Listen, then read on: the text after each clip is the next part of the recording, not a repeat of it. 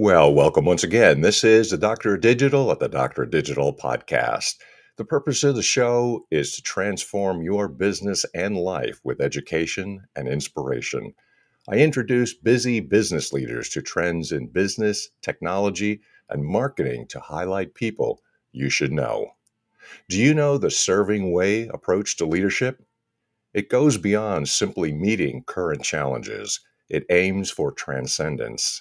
This resonates with the core principles of servant leadership.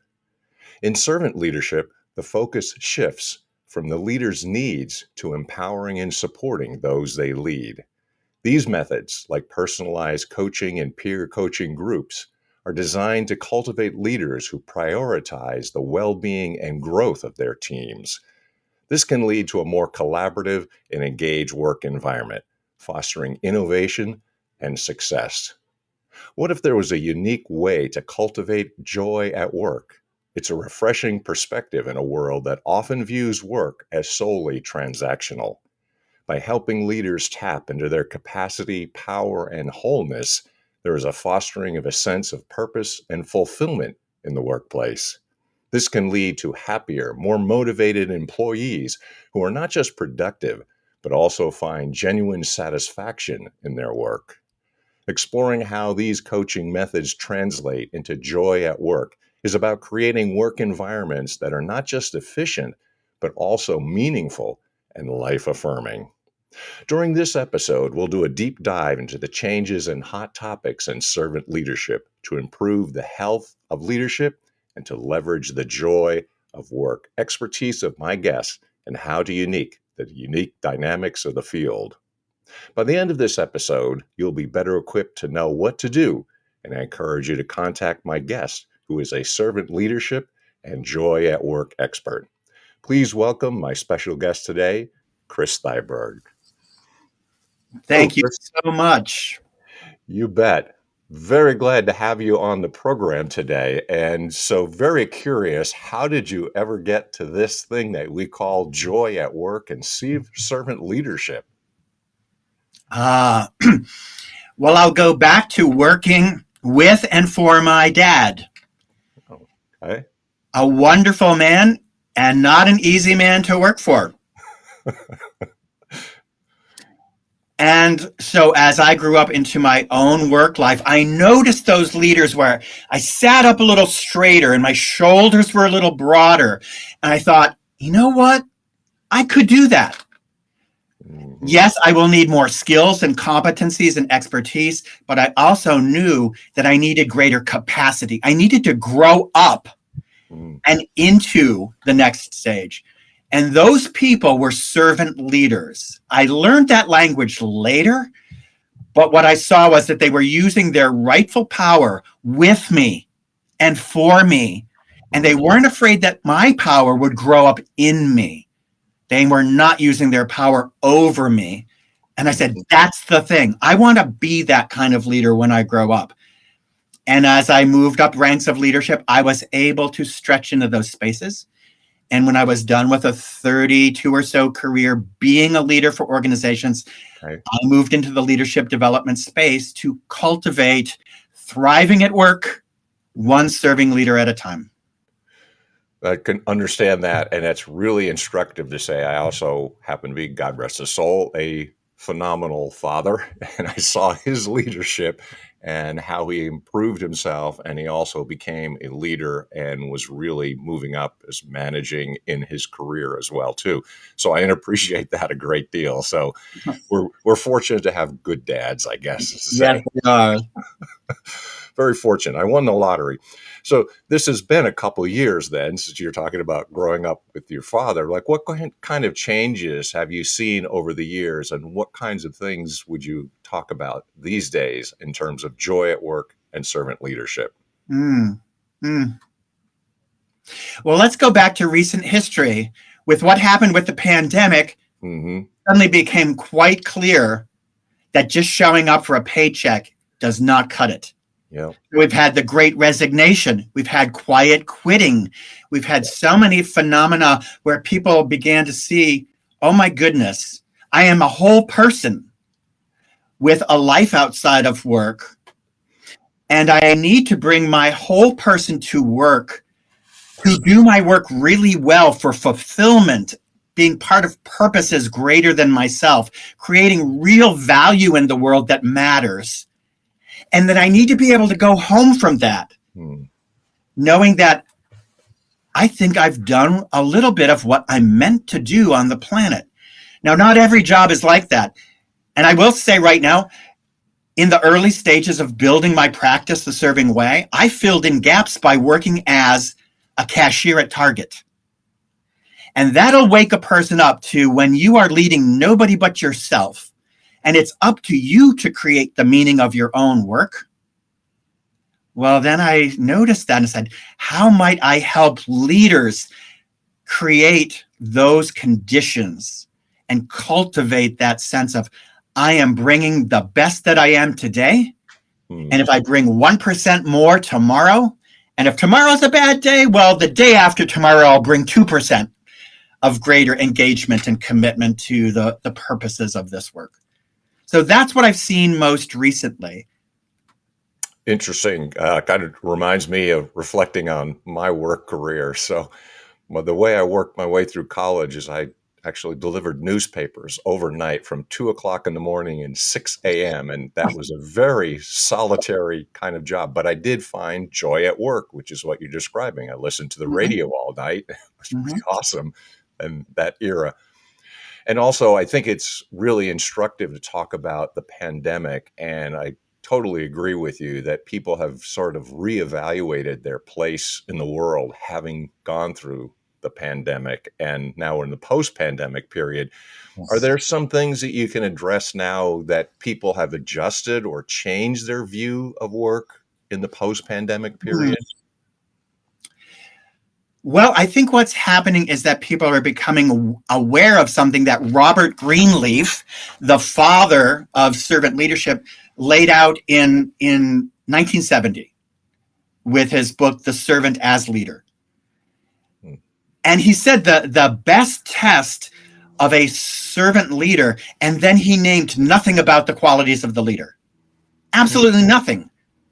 He said the test of a great servant leader is, are there people becoming more wise, more autonomous, freer, healthier, becoming servants themselves? And he added, and are they contributing to the flourishing of society, not just the bottom line? And so I think that wisdom is now coming to the forefront. And maybe a way to put it that I think is emerging with the folks I work with especially, is that leadership isn't a thing. I'll let you sit with that. Leadership isn't a thing. Okay, I'm a little overstating it. But so many people come to leadership as, what are the list of competencies? Tell me the check marks I need to make to say, I'm a good leader. But Greenleaf had it right. Look at the people who follow you. The question is, why would anyone follow you? Right. Yeah. Answer that question from within. And now you will come sideways at all the different competencies and skills. I call them apps on the phone, like the stuff you need to do the work better. But you're going to be addressing the operating system. Who are you?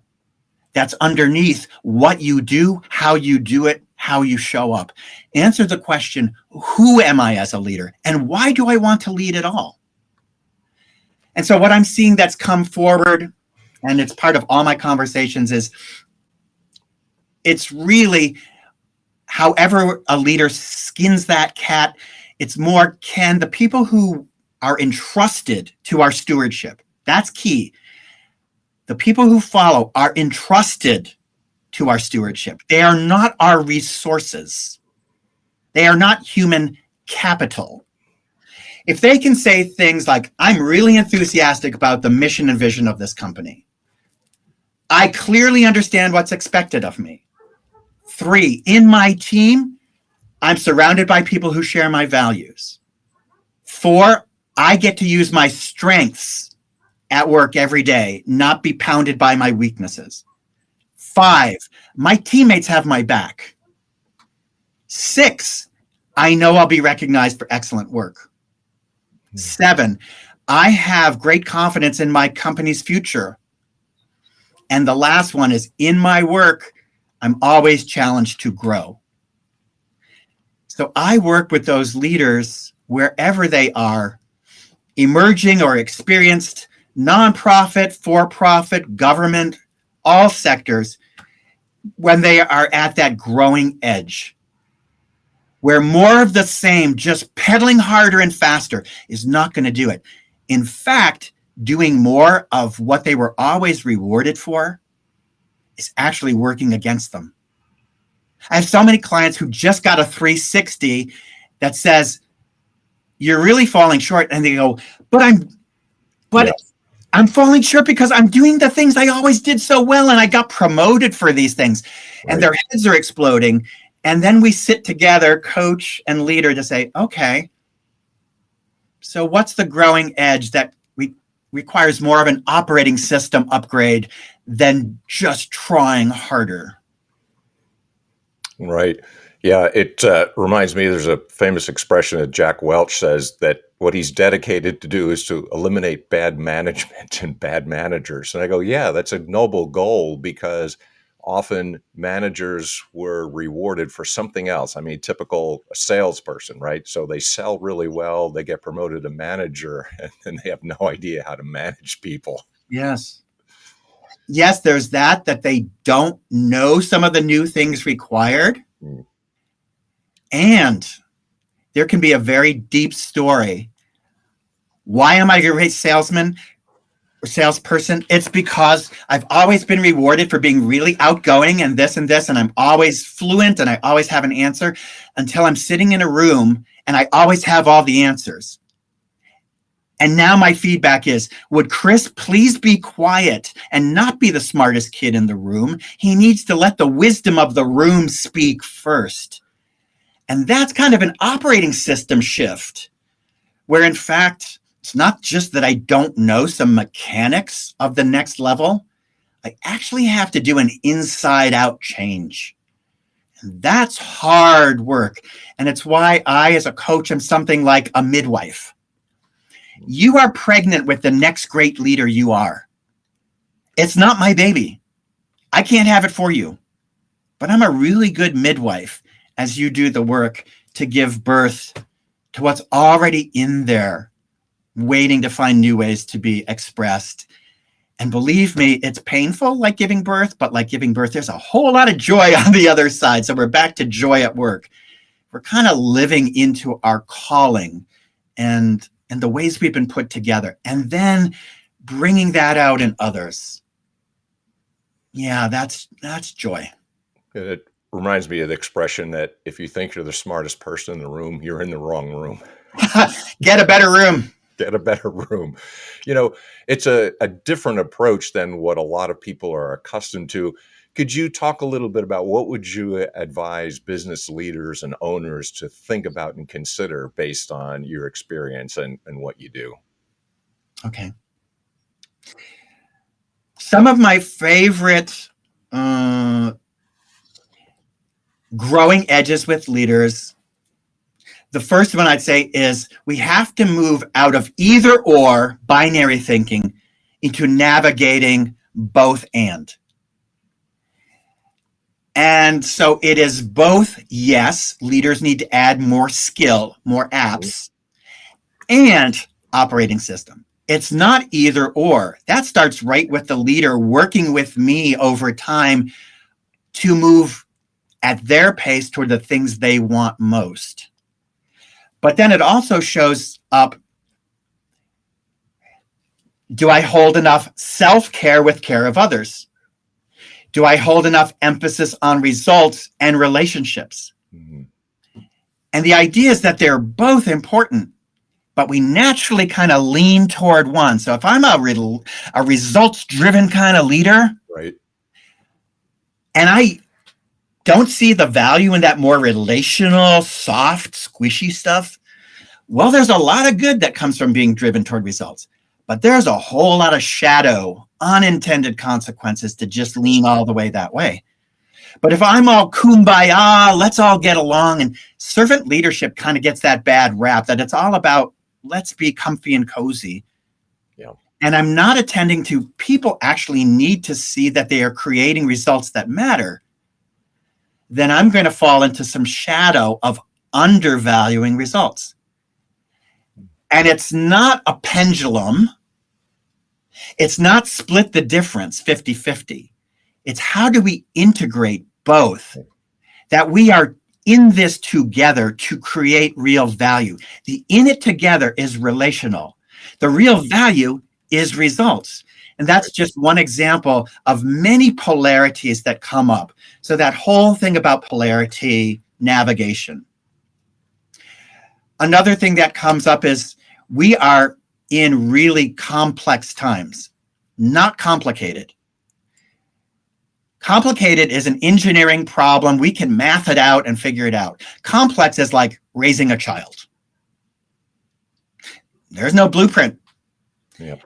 And so for leaders to know we are in really complex whitewater conditions, that's going to require an entire different way of navigating than when, it was a steamer and we knew we were going to go across the Panama Canal and end up in San Francisco.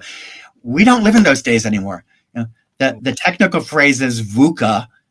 The military came up with it: volatile, uncertain, complex, and ambiguous. But what if leaders could switch that to visionary, undeterred, courageous, and let's say aware or agile? So I'm in the business of helping people navigate that whitewater so they can move from volatility, uncertainty, complexity, ambiguity into a place where it's really, really hard. We don't even know what the right questions are today. Right. But we're going together. And the leader will step out in front. There's this great African proverb: when the way is clear and smooth in the day, the leader is in back carrying the bags. When it's at night and dark and dangerous, the leader is out front with a torch. The leader needs to be able to move from the front to the back to the sides. And then I think the last thing that comes up so often, I love working with middle management, or, just into the start of the upper, to help them see how to have influence in 360 degrees, to be a great follower. That's another sense in which leadership is not a thing unless you bring followership right along. Because it's the ability to collaborate. And in a sense, I might be the leader in charge of this meeting right now, but if I'm following the wisdom of the room, and I'm following the greater purposes of this enterprise, then I'm a leader who follows, and I'm a follower who leads. And if you can invite everyone into that dynamic, that dance, well, there's joy there too. Yep. So those are the three things, polarities, whitewater leadership, and just that sense that followership and leadership are two sides of the same coin. Sure. Could you talk about your expertise? What's the process like, and what would you do when you engage with a person who wants to work with you? Well, going back to my dad, I often did some construction work, carpentry work, and his motto was, Chris, we measured twice and cut once. Oh, wow. Yeah. So I will back all the way up and say, the way I go about approaching even building my business is to serve first, last, and always. If my chemistry conversation with you, Mick, is to serve you and give you a taste of what coaching can be, I'm not trying to close a sale. I'm actually helping you experience what it might be like to work together toward the things you hope for and are dreaming for. And when we agree that there's a good fit, and everything is about fit, it's a trusted, sacred relationship between coaches and leaders, then We spend a lot of time up front with really great assessment tools, the best in the business, for helping a leader get, for example, a 360 evaluation that lets them know, I think I'm showing up like this. Holy cow, look at how other people actually experience me. And that can be a pretty painful moment. Sure. But it's for the growth. So I have lots of tools I like to use like that. And then we design the overall arc of this engagement. Where are we now? Where would we like to be? Why does that matter? That's the question to ask so many times. What is important? And if you had that, now what becomes important? Mm-hmm. I'll just say in parentheses, I love engagements where the client came in thinking, I know it's XYZ, Chris. I absolutely know it. And midway through, it's really ABC. I'm going to get XYZ and LMN and a whole bunch of stuff in the middle, but I found the root of it. I found the essence. And so we spend that time crafting what will serve that leader and the stakeholders, because other people are paying money for this often. Maybe the leader out of pocket, but maybe it's HR. So there are other stakeholders in this. And then within each session, it's usually an hour. We usually meet every other week. It's a nice cadence. And we start with, what's the thing that has your concern and your care and your curiosity right now? And concern is, kind of what's keeping you up at night. Mm. Care is, what are you yearning for? Where's your heart want to take you? And curious is, I don't know what I don't know yet. Man, would it be really cool if I got a little clearer? And then we go with that. I ask questions. I listen on all channels to what you're not saying, to the emotions, the body language, the energy. It's amazing how that comes across in Zoom. Yeah. And we go at your pace. And at the end, it's, hey, what's really come alive now and clearer? And then what would you like to do about it? And I never give homework. What they do, the client and I together, we design their field work. They are like an explorer or a scientist designing the experiment in which they're going to try to take some of that insight in our time together and craft it into things they will do. And I help them figure out, when will you do it? How will you do it? Who's supporting you to do it? And what happens if you get thrown off? You said you were going to do this work. Yeah. You come in 2 weeks from now and it's like, Chris, I didn't do any of it. My response is, that's fascinating. That's wonderful. What might be behind that you want to learn as the real thing? So they go out knowing what they want to experiment with, who's supporting them, their plan B, and above all, how are they going to, like a good scientist, make notes, capture what they've learned. And then it's lather, rinse, repeat. They'll come in the next session and say, here's what I learned and experienced. Here's what went really well. Here's what surprised me. I didn't think I'd stub my toe on this one, but I sure did. And we do that over the course of 4, 6, 9, 12 months. It depends. I find it takes a little bit of time to build the working partnership. Yeah. But when we go there, they're always, that's the thing, clients, you are always in charge. You are Fred Astaire, I'm Ginger Rogers. So you lead, and I dance backward and in high heels and a flowing gown, but I'm also really good at that as well. But it's always the client who is in choice, who leads. I may be sometimes very supportive. Sometimes I might challenge a little bit and push a little bit, but it's always in this kind of beautiful dance between us when we're together. That's awesome. It's a great image to use. I like the idea of analogy of dance as well, too. We have talked about the changes, the topics that are current, and your process. I'm wondering now if people have heard and gotten a little bit of your wisdom here, how would they get a hold of you and what would you recommend if they would like to reach out to you? Well, as I said, coaching is all about a trusted relationship. I'm not the coach for everybody, and I'm fine with that.